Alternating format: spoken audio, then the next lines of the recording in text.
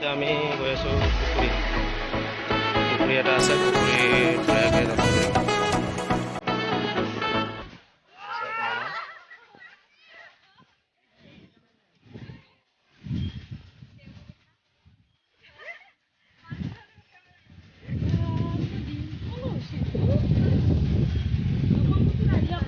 তো গাইছ আমি পুখুৰীটো আহি পালোঁ জাষ্ট এতিয়া ইয়াতে।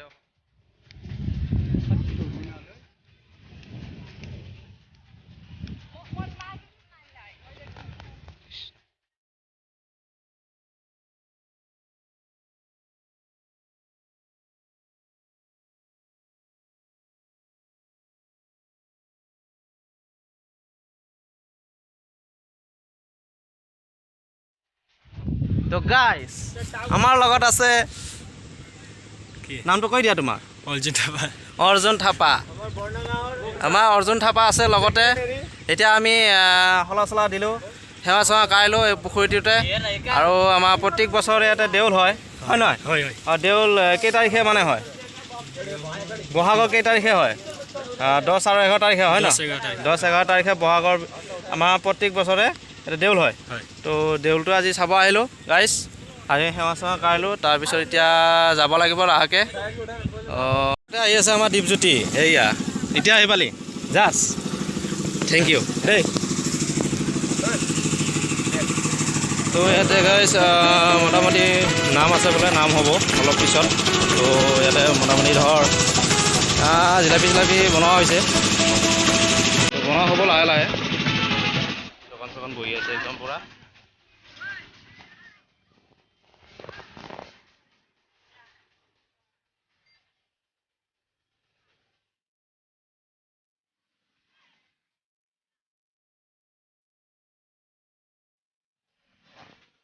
আমাক বোলে হেৰিয়ে এই বিক্ৰম থাপাই বোলে জিলাপি খাবলৈ, অৰ্জুন থাপা, আচ্ছা অৰ্জুন থাপাই বোলে জিলাপি খুৱাম বুলি কৈছে।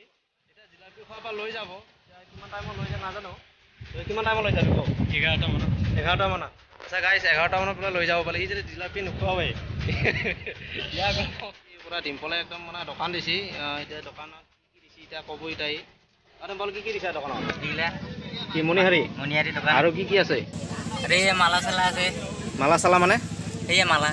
অঁ, মালা এইটো আৰু কি দিছা? কি কিবা কিবি ভালকৈ কৈ দিয়া আকৌ। খাৰু দেখা নাই, খাৰু তাৰপিছত আৰু আমাৰ লগত আছে কি বুলি কয় অনন্ত দা। তো তাৰমানে ইয়াৰ বিষয়ে অলপমান ক'ব, তেওঁ কিয় মন্দিৰটো কেনেকৈ কি হৈছিল বা অলপ চলপ তাৰ পিছলৈ কেনেকুৱা কি হৈছিল কওকচোন। আমি জনামতে হয় আৰু এই ঈশ্বৰ দেৱালয় হয় আমাৰ